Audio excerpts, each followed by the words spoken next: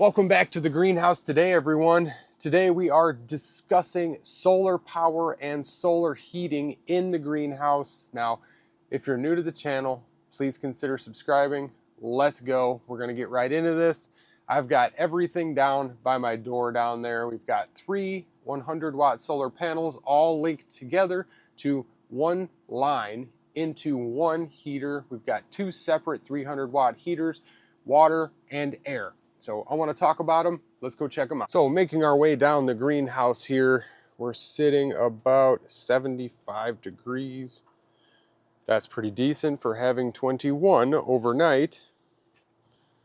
Everything's actually doing really well in here. I see a lot of tomatoes and tomatillos popping up, even with ice and snow coming down outside. A little bit of sun. I'm in a t-shirt already shed, my long sleeves. Marigolds are doing awesome. Really cool to see some flowers basically as winter's hitting here. Walking up on the heater I was talking about. I don't know if you guys can see the steam rolling off of this bucket. This has been out here for a little over half an hour now. This water was about 60 degrees. Came right out of this tank over here behind the solar heating experiment. So we've had this 300-watt immersion heater, or you can see the two different coils there. It is a heating element. So we've got positive, negative hooked up here, and they run and connect to each other. So I've got solar panels right outside the door. I can't really open it that much. So just peeking the door open, we've got all our panels connected together, and then we've got 300 watts all coming together, converging, running through those lines. And I didn't have a whole lot of extra that I wanted to use for this right now. I do have like 20-foot strips with the solar connectors on there. I just wanted to use a small experiment. So I had to prop up my solar panels right on the edge of the greenhouse so I was able to reach. So let's pull my handy dandy thermometer out here. Sitting at 110, kind of move it around a little bit, 107. 111, 112, 114. So you can see that this water is getting hot. It feels like bath water. That feels darn good when my hands are freezing when I go outside here. So I just rigged this board up real quick to allow this to sit into the water down here. As you can see, it's working quite well. So if I can get a good setup for this, I might use some type of plastic tote, some type of IBC tote. I'm not sure what yet. I do want to talk about how much water we can heat with 300 watts real fast. Oh, I set myself up a small brick to crouch down on here. So with this 300 watt heater, it is 100% efficient. So when we're running it through a water calculator, you can find them all over the internet and they are pretty accurate. So at 2.5 gallons in this little bucket here, just a rough estimate, it would take about 2 hours to go from 40 degrees up to 120 degrees. And we're almost at 120 degrees here. It's showing me about 116 and slowly climbing. So I showed you guys 111, 12, 13, 14, 15 even. So this is efficient. It does work well, but it needs to be at the bottom. This is just sitting at the top. So it's heating up the top and then it's slowly heating all of the water through the columns. We want to be able to tap this into the bottom so it heats, it rises, and then it has a little bit of flow and it continually cycles water around our immersion heater or this heating element. So if we had 8 gallons for say, it's going to take about 4 hours, over 4 hours to go from 40 degrees to 120 degrees. So I know I started at 40 degrees and most of the time it's 50 to 60 degrees. All of the water sources stay about geothermal temperature in the greenhouse. I just wanted to state from 40 to 120. So let's say we've got a 55-gallon drum. We're gonna take it from 50 or 60 degrees all the way up to 120 with a 300-watt heater. That could take up to 24 to 26 hours. Now that is absurd. We would get up to like 80 before the daylight cut out, you know, if we could get up to 80, because that is a lot of water and a lot of mass to be able to heat. I just wanted to state that because I wanted to give an idea of how much energy you actually need to be able to heat water with one of these heating elements. It is not easy and it takes a good bit of energy. So this little solar heater behind me right here over my right shoulder, I've showed this before, whole videos just on that alone.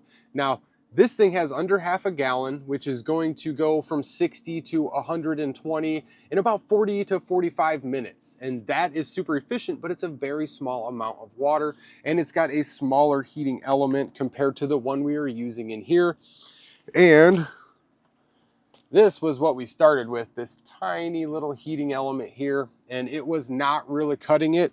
It was putting some heat to a small amount of water, like under half a gallon, but it's just not strong enough. So I got a bigger one and have been experimenting with it and just wanted to keep building upon this. So I'm going to design a tank, some type of bin. I could even use a 5-gallon bucket or something because it's not going to melt it. I just need something that I can tap into and tighten it down so I can get a good seal of this heating element to the sidewall, very down low, so it can just heat and then continually flow the heat up as the cool water flows around the heating element itself. That is why I don't use sand. Sand can hold a lot more energy, but it dissipates that energy a lot faster. It heats up faster and it cools faster. So sand is not the best thermal mass, even though it works great if you're just using passive solar to heat sand. Yeah, it's awesome. Use passive solar to heat water and it's going to be even more awesome because that water holds the energy 5 times longer and it is going to provide much more thermal stability in your greenhouse. Now my next mission is to create some type of pond heater. Now if I can throw 3 solar panels on the side of my greenhouse and prop them up high enough to get energy most of the day in winter, I can cycle my pond water to a 5-gallon bucket at a slow rate, and I can use a 300 to 500 watt heater like this and slowly keep the temperature. It'll be like a pond heater or a fish tank heater. So if I can get some type of design for that, that's what I'm gonna do. But we do have lines running through our compost heating, which our wood chips are getting dumped later this week, the guy said. So we're gonna be building our compost heating and we're gonna run our pond lines from the pond through the compost heater. So we've got our pond and our compost heating tank, both running lines through the compost and back into the greenhouse. We did that last winter, kept our greenhouse pond between 60 and 70 degrees. We didn't really see very cold temperatures in the pond because we had them down low in the compost pile, so they had just geothermal. So we're not talking about compost today. We were coming to talk about these heating elements and a cool little air heater. So what can we do with 300 watts? We can heat a bucket of water, yes. We can heat a very large bucket of water even. If we have a whole sunny day like this, we could get 20 plus gallons up to 100, 120 degrees through a whole day. But it could take up to 8 hours to do 20 gallons from 60 to 120. So I can see the water kind of swirling around in here a bit because of the thermal activity. So it's hard to, it's just kind of reflecting around in there, but definitely seeing a solid 116 degrees. I've been talking for a few minutes, so it's gone up. Now we're going to end up hooking it up to, I'll show you guys what it looks like here. Steaming. So I'll show you guys in a few videos later on. We've got tons of content that is not all related coming out. So we're going to continue working on some type of system to put this into. I've just got to get somewhere I can seal it into the bottom and tighten it down so we don't have any leaks. All right, so I went ahead and I unhooked the positive so I can go ahead. It's a little warm. Oh yeah, it's very hot. So I'm gonna have to use, yeah, the top of this heating element's like 150 on the post. So this thing puts out a frick ton of heat. I did kind of burn my fingers a little bit, so I'm going to use some pliers, get these unhooked from there so you can see how much heat that water's absorbing. That whole rod was about 150 degrees and it takes that long to heat up water. So we're going to go ahead, we're going to check out this little heater right here. This is a 300 watt car heater. Set this heating element down here. I'm gonna let these cool off for a minute. So, just taking a look inside here. I was gonna build something like this for myself, but I found this and it was super cheap on the internet. I don't know how long it'll last. I just wanted to experiment with it. It's got a heater core, and it's got 2 fans, and it's got an on-off switch here for each. So I'm going to take our power from our heater. You can see I got a little burn there. Good thing I got tons of layers of skin on my calloused hands. So we're going to take the energy from that, hook it right to this, and turn it on. So give me 1 minute. So this thing works great. Just give a real good up close look at this thing.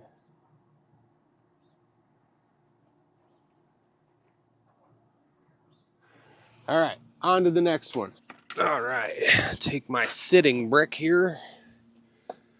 So let's go ahead, hook up the negative. Head and hook up negative there. Just a temporary connection. We'll hook up the positive here. Try to get these touching as close as I can to the wires themselves so I get a good connection just like that right there. So there's a lot of power coming through this. We're going to go ahead and find our positive. We are plugged into 300 watts. All right. All right, so it's got a high and a low.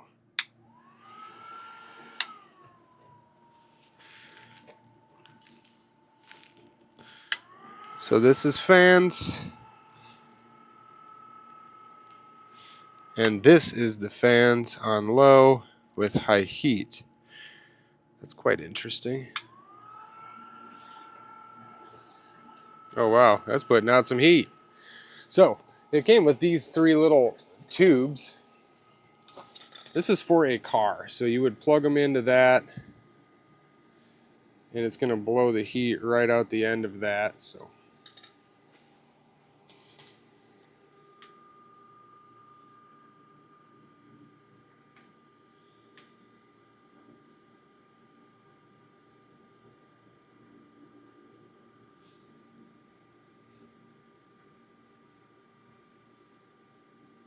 even with the fans dissipating it, it's putting out 130 degrees. So this is a nifty little contraption, and it does have a door on it, so this would generally be on the top. So it's just blowing a lot of the air out the top right now as opposed to pushing it through.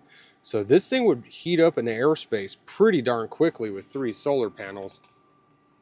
Quite interesting. I was going to design something just like this, but it was cheaper to just buy someone's product that had already made it. So that is the heater core right here. And we've got 2 cheap little fans. We've shown these thousands of times in the greenhouse. So it's been running for a minute or 2. Let's check this out.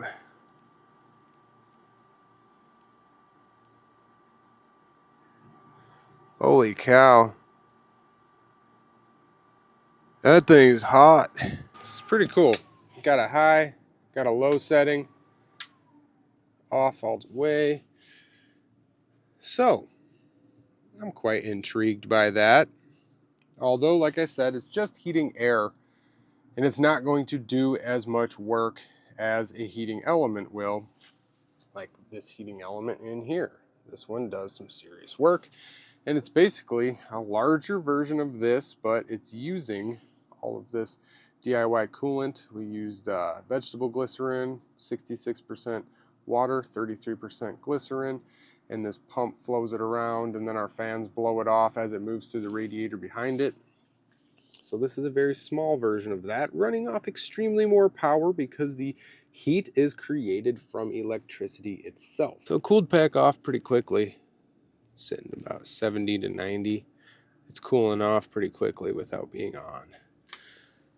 Seems like a safe little contraption if I would put it back together and operate it. So, like I said, these little ducts go on, and then you can kind of point them and route them through your car and stuff. So I found this. It was relatively cheap. I can't remember, it was under 20-30 bucks. So quite interesting to be able to use something like this.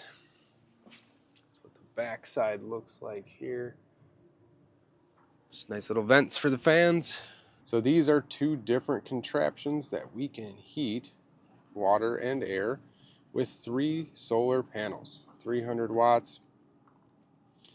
Quite interesting. I thought everybody might get a kick out of this video here. So I hope everyone enjoyed this little informative video. I'm going to be designing some type of tank, whether it's like thick rubber plastic or metal.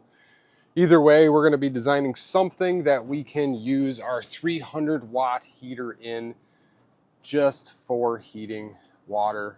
I mean, it is much more productive to heat water in the greenhouse than it is to heat air. The sun does that, our solar systems do that, our geothermal does that, and that's where we're at right now. So stay tuned, there will be more videos on this immersion heater, possibly larger, stronger ones, because I've got a ton of solar panels that I ordered. So we've got at least 4 or 5 that we could put together, run 500 watts, and possibly survive the winter on solar power and heating elements alone.